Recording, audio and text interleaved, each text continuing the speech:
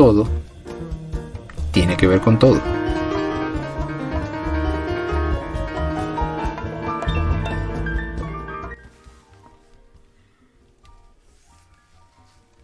Hoy tenía ganas de recordar un poco el tema de los circos, especialmente los circos de pueblo, lo que significaba en su momento, lo que tuve la oportunidad de disfrutar cuando a nuestro pueblo llegaban estos circos y lo que significaba realmente para toda la sociedad en su momento. Hoy en día asociamos la palabra circo probablemente al Circo del Sol, que más famoso del mundo, y que disfrutamos realmente muchísimo, pero qué tan lejos están estos circos supermodernos, acrobáticos y tan artísticos de los pequeñitos y malos, digamos, circos que nos tocaba ver a nosotros en esos viajes de pueblo, ¿no?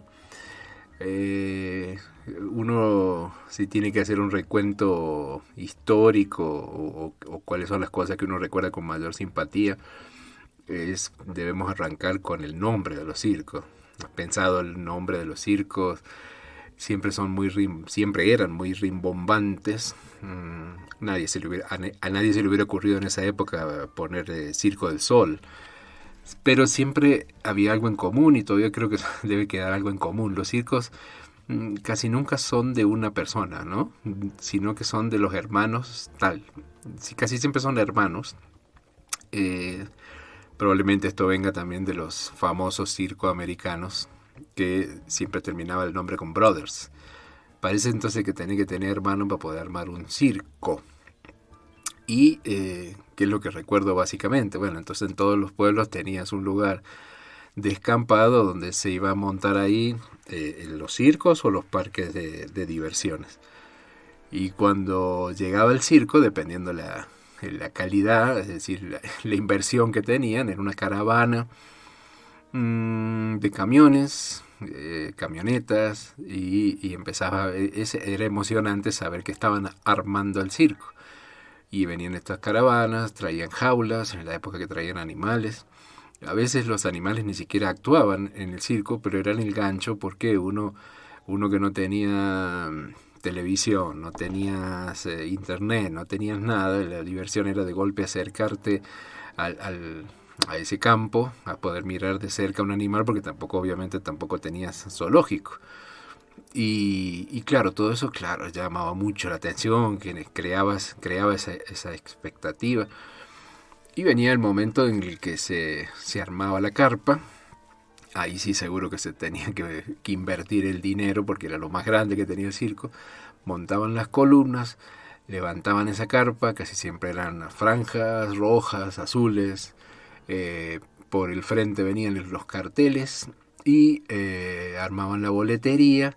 Y sabías que tenías funciones matiné, familiar y noche, o sea, 3 funciones. Imagínate uno que se queja ahora del trabajo y a veces se siente cansado, trabajar en el circo en esa época con 3 funciones. ¿Qué otra cosa curiosa y qué cambios provocaba eso en el pueblo? Que cuando el circo llegaba tenían que contratar personal para que les ayudara a montar la carpa. Es lógico, no podían llevar toda esa gente porque tenías que hacer fuerza, levantar esos palos enormes. ¿Y a quiénes contrataban? Normalmente contrataban a los que estaban ahí rebuscándosela con cualquier laburo. Y entonces vos los conocías porque eran personajes que a lo mejor trabajaban cargando verduras en algún lado o poniendo maletas en la terminal de ómnibus, cargando maletas a cambio de unas monedas. Así que eran personajes, ¿no? Que uno los veía en la calle. Y de golpe ocurrió una transformación mágica, creo que era la primera magia del circo, era que esos personajes, ese tipo que vos veías cargando un carro lleno de verdura o haciendo lo que en mi pueblo se llamaban changas, esos oficios, de golpe lo veías convertido en un tipo general, porque viste que todos los que trabajan en el circo llevan unos sacos con hombreras y prácticamente venían de la nobleza, era como un escuadrón de legionarios y de golpe decía, pero este flaco no será el mismo. Y sí, efectivamente te dabas cuenta que de golpe había pasado a ser de ese personaje del pueblo que estaba todo el día rebuscándosela por ahí, a haber sido el que puso, uno de los que puso la carpa, pero también trabajaba en el circo porque entre acto y acto había que mover jaulas, había que estirar alfombras, y ahí identificabas al tipo, y yo me imagino esos sacos, entonces de pueblo en pueblo se lo enchufaban a alguien y ese alguien se convertía por unos días en un personaje prácticamente de la nobleza, trabajando ahí en el círculo, ¿no? Después, cuando ibas al espectáculo, que recuerdo así con cariño. Entonces vos ibas y mientras esperabas que comenzara la obra, que se escuchaba la música de circo, o cuando estaba ya el circo funcionando, no faltaba la persona que se pasaba caminando durante toda la función con una máquina de fotos tomándote fotos sin tu permiso. Tomaba fotos, entonces uno hacía caritas, chac, chac, fotos. Y por alguna cosa tecnológica, mágica, impresionante, cuando salías, creo que era cuando había un receso, un descanso, venían con esas plásticos, estos visores plásticos pequeñitos que traían la foto, justamente la tuya, entonces venía con el tipo, con un chico, una mujer, un hombre, con un manojo de estos visores, y te veían la cara y tenían una memoria literalmente fotográfica, ¿no? Porque se acordaban la cara del tipo te buscaban así en eso y te lo mostraban. Si vos eras niño o ibas con niño, obviamente te antojabas o se antojaban, y ahí uno compraba y era la foto de uno mismo, ¿no? Hoy en día nadie compraría la foto de uno mismo, siendo que te sacas el selfie, ya estás aburrido de hacerlo y lo borrás y todo eso. En aquella época no comprabas la foto de un circo, sino tu foto, para mirarte a ti mismo, embocándole el visor, ese plástico, a la luz. Después, ¿qué más? No faltaba el locutor, un tipo elegante, vestido también una ropa rara, vestido así como de domador, con botas, una cosa muy loca, con una buena voz y anunciando de manera absolutamente monótona. Yo creo que el tipo podía dormir mientras hablaba de tanto repetir el mismo discurso, y anunciaba los números que se iban dando con esa vozarrón, con un micrófono. Y otra cosa que era común en los circos, todos los artistas, a vos te sorprendía porque no había ninguno que era de ahí del lugar o de tu país, eran todos rusos, no faltaban los rusos, las princesas árabes. Y claro, como uno era medio inocentón, vos te lo creías y veías a los rusos, las princesas árabes. Después ya si eras un poco perpicaz, ibas analizando que la princesa árabe se parecía muchísimo al ayudante del mago chino que venía después, y que el acróbata ruso tenía un dejo muy parecido al lanzacuchillo mexicano que venía después, y uno te quedaba la duda, ¿y esto de dónde son realmente? Pero en ese momento uno se lo creía y funcionaba.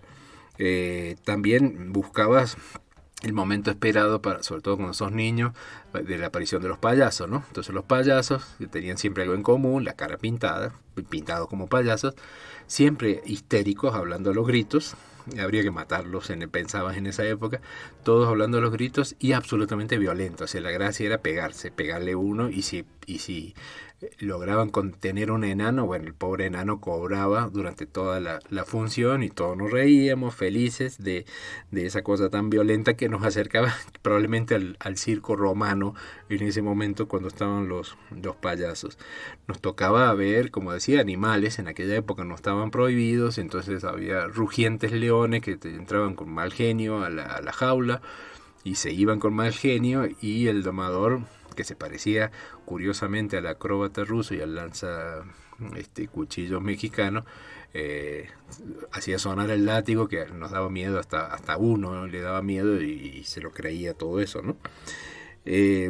Pero yo creo que todo el entorno era lo de la magia del circo. Realmente sí que había una magia en el circo, porque los números no eran necesariamente buenos, entonces no faltaban el de los malabares, que decían cómo hizo el tipo para tirar cosas para arriba, el platito, el palito que hacía girar el plato arriba, y todo eso.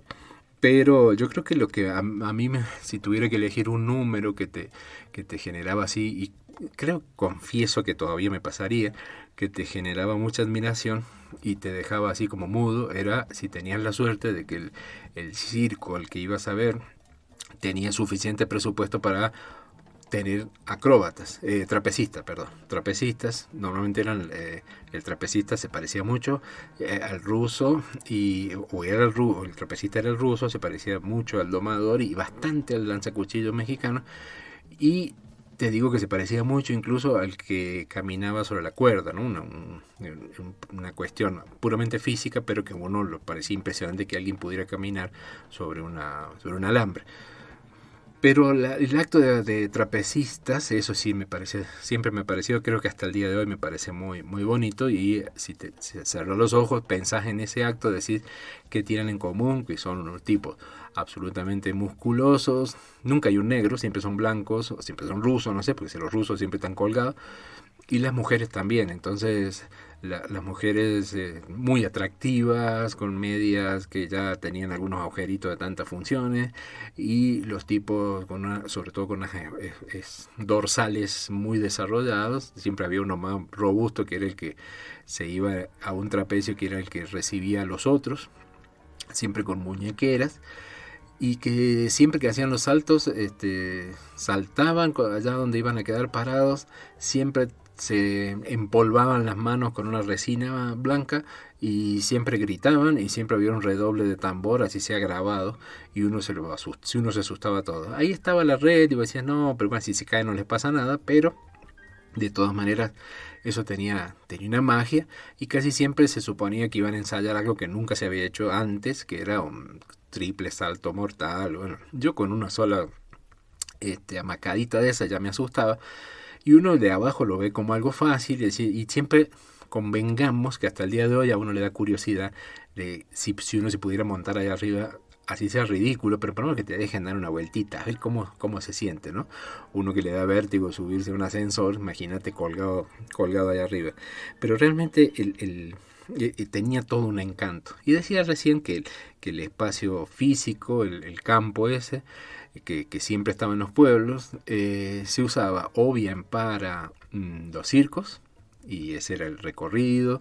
En mi caso he tenido experiencias de cuando era niño, de cuando llevaba niños, de ir a un circo y que se venga una tormenta justo y se corte la luz y se tiene que ir a tu casa y te queda y no hay replay, no hay forma de reproducir eso.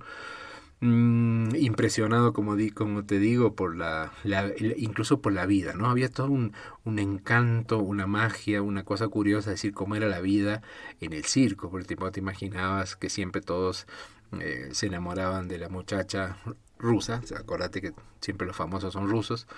Pero cómo sería la vida de ellos, porque uno pasaba y veías, por un lado había jaulas con unos leones aburridos de estar encerrados, alguno que otro animalejo por ahí, y por otro lado veías esos camiones con la ropa colgada en las ventanas, y realmente es una curiosidad, ¿no? Y pensar que ellos tenían que hacer esas funciones, montón de funciones, monótonamente, día tras día, y cuando ya le empezaba a caer la taquilla, levantar la carpa, irte a otro pueblo, ya a otro pueblo, y nosotros llevamos todos unas vidas normalmente tan diferentes, tan sedentarias, que a uno le quedó así, ¿no? Como el recuerdito de cómo habrá sido eso, y te remonta a las viejas épocas, no digo del circo romano, donde ya eran muy macabros para que después hicieran las películas en Hollywood, sino tal vez en la época la época medieval, en que iban algún vendedor de productos mágicos, y para atraer al público, para hacer curaciones milagrosas o vender esos elixires, supuestamente cura a todos. Había actos también, siempre la gracia es tener actos, malabares, algo que te llame la atención. Y algo de eso es lo que pasaba en el otro evento que era muy esperado en los pueblos, que era cuando venía un parque de diversiones. Me parece muy loco también la idea, porque en ese mismo espacio de golpe descubrías o te avisaban, había publicidad que venía un parque de diversiones. Y eso era no podías no ir a un parque de diversiones. No importaba que eran muy pobres o muy humildes, pero el parque de diversiones había que visitarlos. Y entonces algunos inclusive no te cobraban la entrada, podías ir todas las veces que quisieras. Pero claro, para participar en las atracciones, ahí sí tenías que pagar plata. Y había atracciones que eran para todos los gustos, para todas las edades. Normalmente a mí me tocaban las más suaves, como el gusano loco, es un trencito que iba para adelante y para atrás, y uno se sentía como una NASA. Uno no sabía que era la NASA, pero seguro que se sentía como una NASA. Y después ya había atracciones que iban subiendo el nivel de exigencia o de vértigo. La rueda al mundo, como se llama en algunos sitios, la vuelta a Chicago, como se llama en otros. Entonces, que era una cosa chiquita, pero es la primera vez que vos podías ver, si te aguantabas el susto de que te estabas moviendo allá arriba en esos banquitos tan inestables, podías ver tu ciudad, tu pueblo. Sobre todo el momento crucial era cuando se empezaba a bajar o a subir la gente, y a vos te tocaba quedarte sentado esperando que se subiera el de allá abajo, y vos no sabías de dónde agarrarte porque eso se movía para todos lados, y ese era el momento más tensionante. No faltaba el tren fantasma. Confieso con mucha vergüenza que nunca me subí, seguramente por miedo. Creo que tampoco lo haría ahora.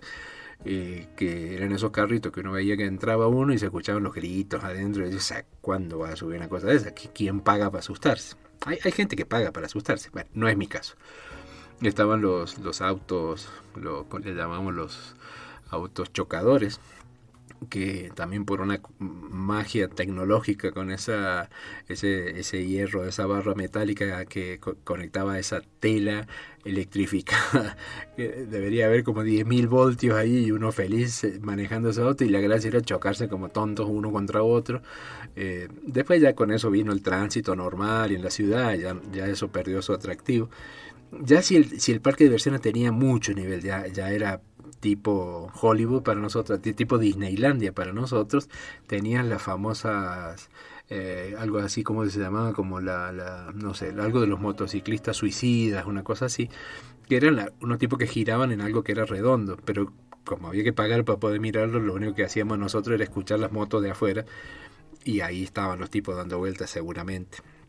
Y cuando vos caminabas, lo que más te atraía era a participar en los juegos, porque los premios eran muy atractivos y tenías muchas opciones de ganar.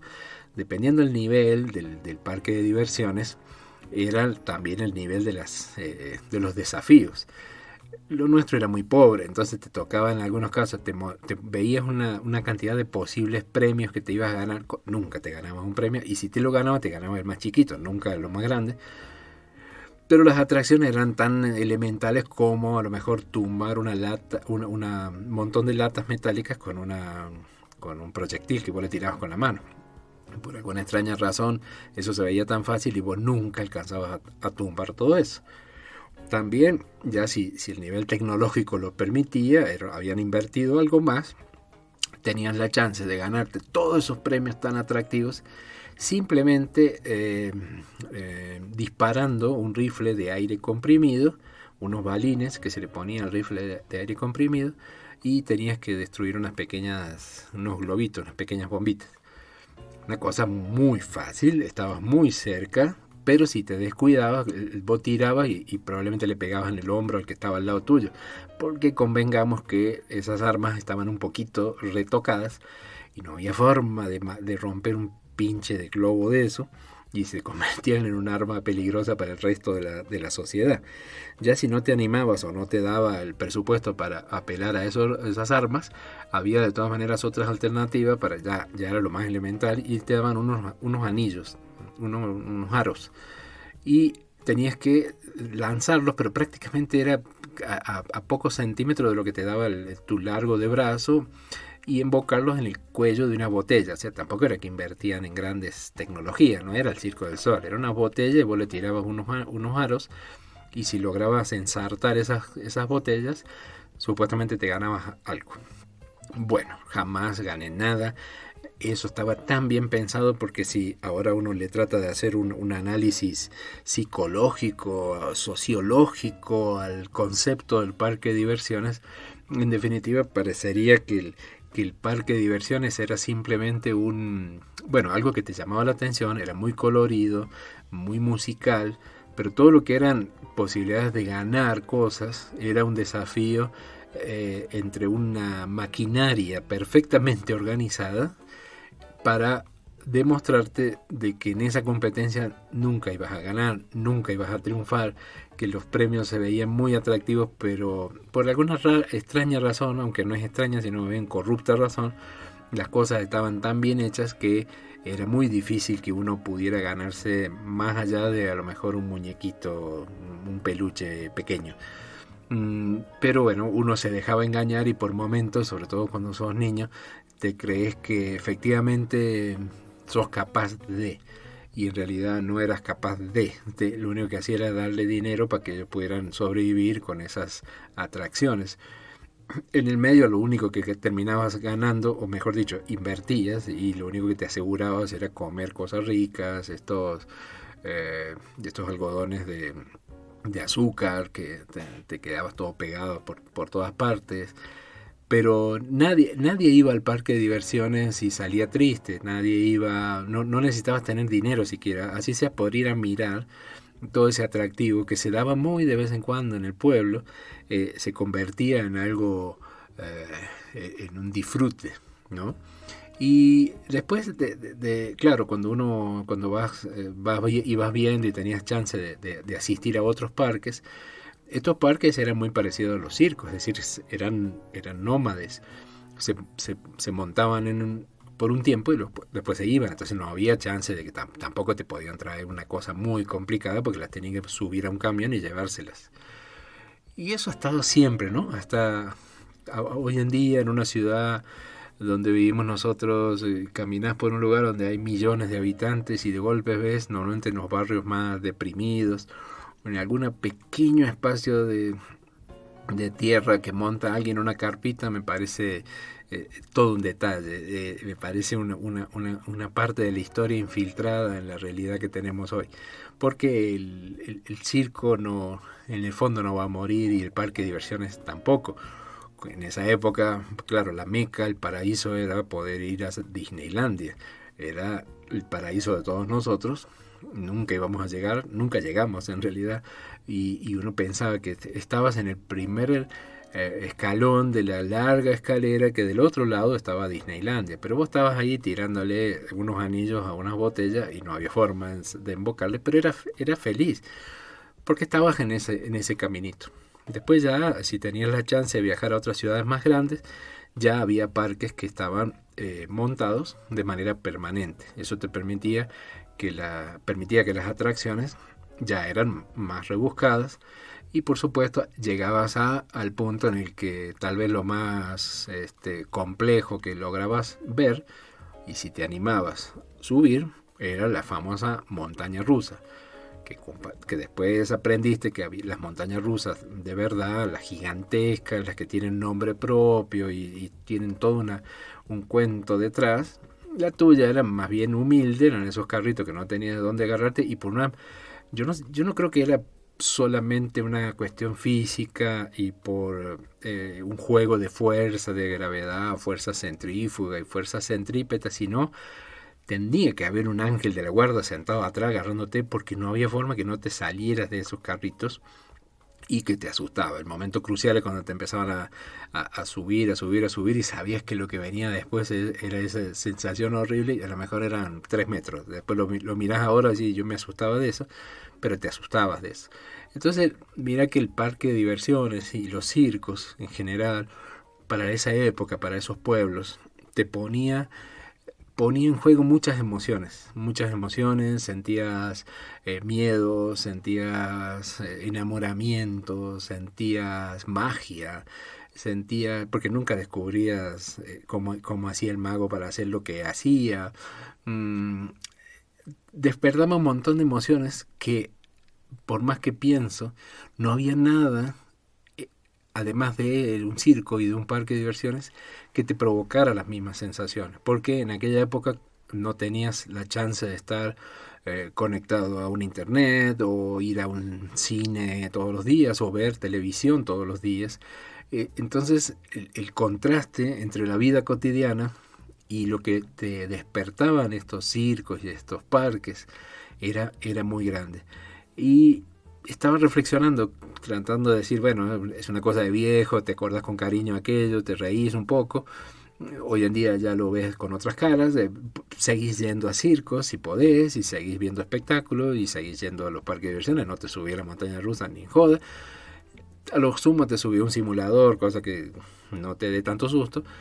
Sin embargo, yo creo que con toda la modernidad que vivimos y con toda la tecnología que tenemos, no se ha logrado, o sea, podés tener tu montaña rusa en el celular si querés, podés tener un simulador 8K o lo que quieras, o sea, que sentís todas las emociones como si estuvieras en el lugar, pero el circo y los parques de diversiones para los pueblos, especialmente, no hay nada absolutamente moderno, actual, que lo haya logrado superar. Me refiero a que era un espectáculo que era disfrutado en sociedad. Vos no disfrutabas el circo solo, no los disfrutabas a través de una pantalla. Ibas con la otra gente. Y si la sociedad en el pueblo estaba dividida económicamente entre los que tenían mucha plata, los que eran pobres, la clase media, en el circo también estaba lo mismo, porque vos conocías a todos los que estaban sentados ahí al lado tuyo, pero a vos te tocaba a lo mejor sentado al fondo, en los tablones de madera, y a los que eran los ricos, que siempre sabías quiénes eran, estaban sentados en los palcos abajo de todo. Es decir, el circo era el reflejo de la sociedad, y estaban todos juntos, y teníamos que ir todos juntos. Y lo mismo en el parque de diversiones. Vos te podés disfrutar una aplicación, podés jugar en red, podés ponerte un simulador, podés ponerte algo de realidad virtual, hacer lo que quieras, es súper bueno, es buenísimo. Pero no hay nada que sea equivalente a que un pueblo cambiara su vida opaca, monótona, rutinaria, de lunes a lunes, porque de vez en cuando venían estos espectáculos en los que todos nos dejábamos engañar, todos nos disfrutábamos, pero teníamos que estar todos juntos. Si no íbamos todo el pueblo, y íbamos todo el pueblo, esto no era posible.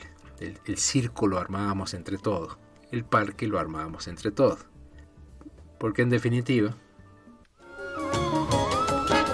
todo tiene que ver con todo.